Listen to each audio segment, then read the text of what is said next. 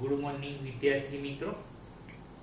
આપણે ઘણા દિવસથી આવી રીતે અભ્યાસ ચાલી રહ્યો છે, જે એમાં ગણિત શીખ્યા, વિજ્ઞાન શીખ્યા. હવે આપણે ઇંગ્લિશ વિષય તરફ થોડું ધ્યાન દઈએ. ઇંગ્લિશ વિષયમાં તમારે હું પાઠ સમજાવીશ આખો. પાઠ સમજાવ્યા પછી જે તમારું જે માળખું છે એ માળખામાં તમારે જે પ્રશ્નોના જવાબ છે એ ફકરા પરથી શોધીને લખવાના રહેશે. ત્યારબાદ ગ્લોસરી જે હશે એ પણ એક લખવાનું રહેશે, કેમ કે ગ્લોસરી પણ 3 માર્ક્સમાં પૂછાશે. ફકરા પરથી પ્રશ્નોના જવાબ ફૂલ બધા પાઠની વાત કરીએ તો 10 માર્ક્સમાં પૂછાય છે. એટલે વ્યવસ્થિત એક અંગ્રેજીની નોટ વ્યવસ્થિત કે ચોપડો જે બનાવી અને દરરોજ ગ્લોસરી પણ વ્યવસ્થિત લખજો. અને જે હું પ્રશ્નોના જવાબ પ્રશ્નો જે મોકલું એને તમારે જવાબ ફકરા પરથી શોધીને વ્યવસ્થિત લખવાના રહેશે. એટલે હવેથી આપણે અંગ્રેજી વિષયમાં રોજ એક પાઠ શીખીશું. જોઈએ ત્યારે યુનિટ 4 અ વન્ડરફુલ ક્રિએશન. જોઈએ ત્યારે આપણે lesson number 4 a wonderful creation. The good Lord was extremely busy that day. જો શું કહેવા માંગે છે કે એ દિવસે ઈશ્વર ભગવાન ખરેખર બહુ બિઝી એટલે વ્યસ્ત હતા.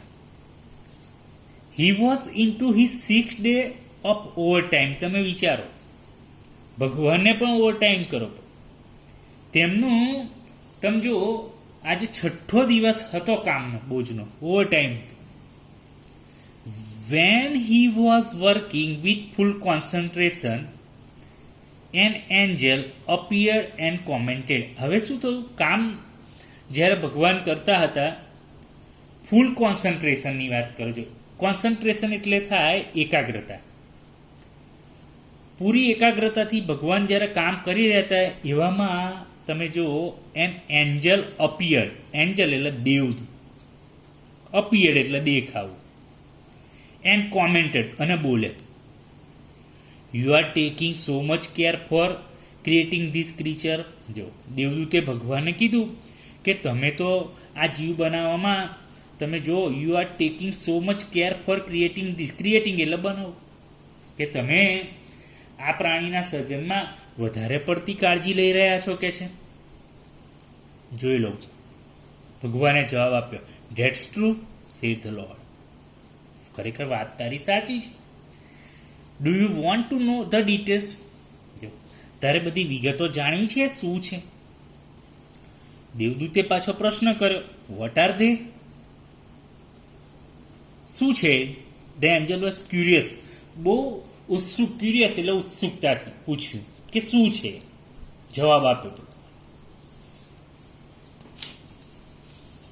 All her parts should be movable and replaceable too. જો કે એના દરેક ભાગ છે એ હલનચલન થવું જોઈએ અને બદલી શકાય તેવા હોવા જોઈએ. She has a lap. Lap એટલે ખોળો. That disappear when she stands up. જ્યારે એ તેણી ઊભી થશે ત્યારે એનો ખોળો શું થઈ જશે? અદ્રશ્ય થઈ જશે.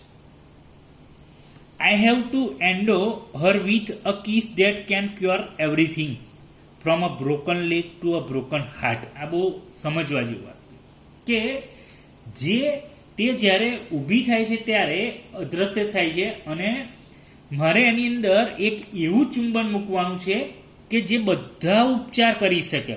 ક્યાંથી ક્યાં સુધી કીધું લખ્યું છે? જો, from a broken leg to broken heart. ભાગેલા પગથી માંડી છેક ભાગેલા હૃદય સુધી બધાનું તમે જો એ ઉપચાર કરી શકે એવું છે. મોરઓવર, તદુપરાંત she has to have 6 pair of hand. જોઈ લો, આ સમજવા જેવું છે. એને હાથની 6 જોડ હોવી જોઈએ. C must be also able to run on any food available.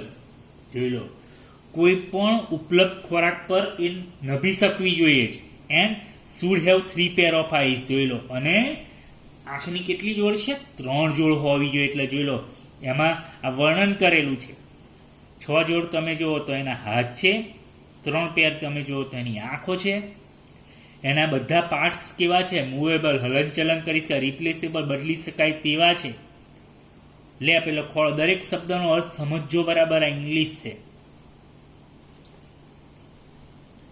The angel shook his head slowly and said, જો દેવદૂતે ધીમેથી માથું હલાવ્યું અને બોલ્યો, A mighty impossible task. ખરેખર બહુ અઘરું કાર્ય છે.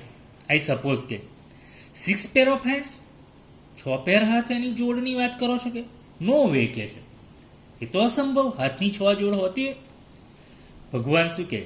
નો, this hands are not a problem for me. કે એ હાથ મારા માટે મુશ્કેલી નથી કરી શકતા. It is 3 pair of eyes that the mothers have to have. જો, અને એ હાથની વાત નથી, પણ આંખની 3 જોડ જે છે જો, એ બહુ અગત્ય, એ મારા માટે છે. એટલે લુક લોર્ડ લુક પઝલ, એટલે ભગવાન છે ને મૂંઝેલા લાગતા હતા કે એની 3 પેર જે આંખો છે એ હું કેવી રીતે મૂકું. અને જોઈ લો તમે, શાનું મોડેલ બનાવી રહ્યા છે? The mothers have to have. માતાની જે આંખોની 3 પેર જે હોવી જોઈએ બરાબર, એ બતાવ્યું છે. એટલે તમે અહીંથી સમજો કે આ જે ભગવાન છે શાનું મોડેલ બનાવી રહ્યા છે? મધર. જે હમણાં જ આપણે મધર્સ ડે ગયો. Oh, so you are creating a standard model of mothers. દેવદૂતે તો કે છે તમે એક માતાઓની એક આદર્શ મૂર્તિ તૈયાર કરી રહ્યા છો નહીં? But 3 pair of eyes. પણ તમે જુઓ આંખોની 3 જોડ. What for? શા માટે? The angel got interest. એને વધુ રસ પડ્યો દેવ. ભગવાને જવાબ આપ્યો, બહુ સરસ છે. જો 1 પેર ડેટ સી હર ચિલ્ડ્રન થ્રો ક્લોઝ ડોર. પહેલી જે આંખની જોડ છે એ એના બાળકને બારણું બંધ હોવા છતાંય શું કરશે? જોઈ શકશે. પહેલી જ છે. Another pair to look at the children and say, I understand and I love you. બીજી એક આંખની જોડ જે બનાવશે એમાં માતા પોતાના બાળકને કહેશે, અને શું કહે છે? કે હું તને સમજુ છું અને હું તને ચાહું છું. પાછું લખ્યું વિધાઉટ ઉટરિંગ વર્ડ, કોઈ પણ શબ્દ બોલ્યા વગર. એટલે બીજી પેર આંખની શું કરે છે? I understand and I love you without uttering. એટલે માતા એના બાળકને કહેશે કે એક પણ શબ્દ બોલ્યા સિવાય એ જોઈને કહેશે કે હું તને સમજુ છું, હું તને ચાહું છું. અને ત્રીજી pair and the third pair to see all secret thing without opening them. આ બહુ અગત્યનું છે કે ત્રીજી પેર છે એ આંખ ખોલ્યા સિવાય ત્રીજી જોડથી બધી જ જે ઓલ સિક્રેટ એટલે બધી જે ગુપ્ત વાતો છે એ જાણી શકશે. એટલે તમે જુઓ 3 પેર આંખ જે છે એની આ રચના, કે દરેક આંખ શું કરશે એ લોર્ડ રિક્વેસ્ટેડ ધ એન્જલ. પેલા તમે જુઓ, ભગવાન કૃપા કરી please go to the bed, do not take to so much trouble in a single day. પેલા દેવદૂતે ભગવાનને થોડી વિનંતી કરી કે હવે તમે સૂઈ જાઓ, એક દિવસમાં આટલી મોટી સમસ્યાનું નિવારણ કરી શકશો નહીં. કે છે શાંતિ, આટલો બધો શ્રમ ના કરો કે છે એક દિવસ. ભગવાને ના પાડ્યો. આઈ કેન નોટ, હી રિફ્યુઝડ. હું સૂઈ ના શકું, તેમણે ના પાડી. I have almost completed the work. મેં મોટાભાગનું કામ તો પૂરું જ કરી દીધું જ કે છે. I have put the best of my idea in two this model. જો કે છે આ મૂર્તિમાં મારી શ્રેષ્ઠ કલ્પનાઓ મેં મૂકેલી છે અને મેં મારું કામ પૂરું કરી દીધું છે. Now this mother we heal herself when she sick. જો આ ગત્ય હીલ એટલે સાજા થવું. કે હવે આ માં શું કરી શકશે? કે જ્યારે તે શું થશે? બીમાર હશે ત્યારે તે પોતાને જાતે સાજી થશે. હીલ એટલે સાજા થવું.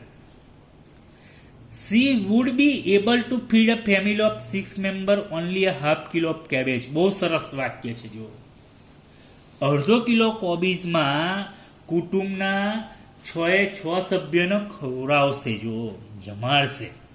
અને તમે જોઈ શકો છો આપણા ઘરની અંદર મોટા ભાગના કે દરેક માતા પહેલા બધાને ખવડાવે છે અને પછી પોતે લે છે. એટલે જુઓ આ એની સૌથી વિશેષતા છે.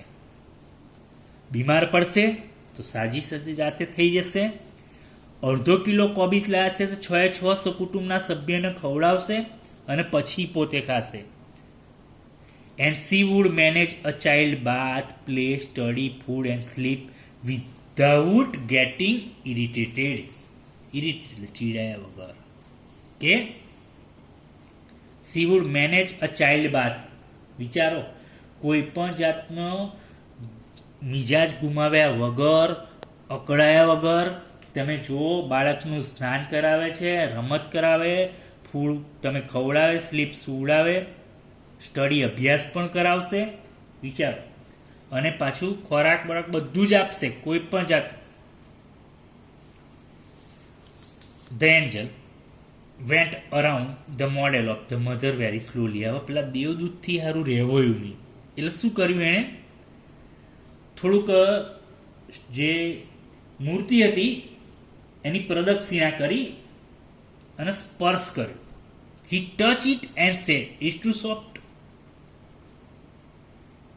આમ સ્પર્શ કર્યું અને કે આ તો બહુ કોમળ છે. તો ભગવાને શું જવાબ આપે? જો બટ વેરી ટફ. પણ મજબૂત મનોબળવાળી કે છે. The lord excited. જો ઈશ્વરે એકદમ ઉત્સાહપૂર્વક કીધું, તો મજબૂત મનોબળવાળી. You can not imagine what this mother can do and endure. જો એન્ડ્યુર એટલે સહન કરવું કે છે. તું કલ્પના નહીં કરી શકે કે આ માતા શું કરી શકે છે અને કેટલું સહન કરી શકે. પેલા દેવદૂતે પ્રશ્ન પૂછ્યો, કેન ઇટ થિંક? શું આ માતા વિચારી શકશે? જવાબ જોવો ભગવાનનો. Not only can see think but can reason and compromise too, said the lord. કે છે માત્ર વિચારવાની વાત નહીં, બુદ્ધિપૂર્વક વિચારશે અને સમાધાન પણ કરી શકશે. The angel was impress. દેવદૂત છે ને બહુ પ્રભાવિત થઈ. He went closer to the model. એકદમ મૂર્તિની નજીક ગયો. And move his finger across the cheek. અને તરત જ એના ગાલ પર આંગળી ફેરવી. બહુ સરસ વાર્તા છે. Oh lord, her eyes are leaking. Leaking એટલે આંખમાંથી પાણી આવું, ચૂ થાય આપણે એમ.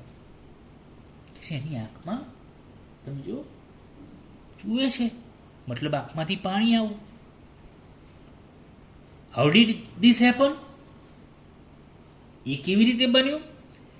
It must be a tear. Tear એટલે આંસુ. I have not put it there. પેલા ભગવાન કે છે મેં તો ત્યાં મૂક્યું નહીં. It is a miracle. આ તો એક ચમત્કાર કહેવાય, મર્સિકલ. The lord explain. જો કે છે મેં ક્યાંક શું મૂક્યું નથી, આ એક ચમત્કાર છે. આંસુ કેમનું હોઈ શકે? But what is a tear for my lord? પેલા દેવદૂતે પૂછ્યું કે ભગવાન આંસુ શાના માટે? જવાબ કેટલો સરસ છે, જુઓ બધા સમજો આજે. It is something unique. કંઈક વિશિષ્ટ છે. મે B it is four pen. જો આંસુ શાના માટે છે? કદાચ શક્યતા છે પેન, વેદના. ફોર જોય, જો આનંદ. પ્રાઇડ, ગર્વ. ડિસએપોઇન્ટમેન્ટ, નિરાશા. અને લોનલીનેસ એટલે એકલતા ના હોઈ શકે. The lord explain. જો કે છે એ આંસુ એને વેદના થશે, એને તમે જુઓ ખુશી પ્રાપ્ત થશે, પ્રાઇડ ગર્વ થયું હશે, ડિસએપોઇન્ટમેન્ટ નિરાશા પ્રાપ્ત થશે, અને લોનલીનેસ એકલતા પ્રાપ્ત થશે. આ એના આંસુ હોઈ શકે છે. જુઓ વોટ અ વન્ડરફુલ ક્રિએશન. તમે જુઓ કેટલું અદ્ભુત સર્જન કહેવાય. ભગવાને એક માતાનું સર્જન કરેલું છે, અને એ માતાના સર્જનમાં તમે જુઓ પરીક્ષાની અંદર તમારા આમાંથી શોર્ટ નોટ્સને પણ આવશે, ટ્રુ ફોલ્સ આવશે. એ બધું જ તમારે હું તમને મોકલીશ ફોટોને, જે એનાથી લખવાનું રહે. પાઠ સમજો વ્યવસ્થિત, અને પાઠમાં સમજાયા પછી એને વાંચો ઇંગ્લિશ.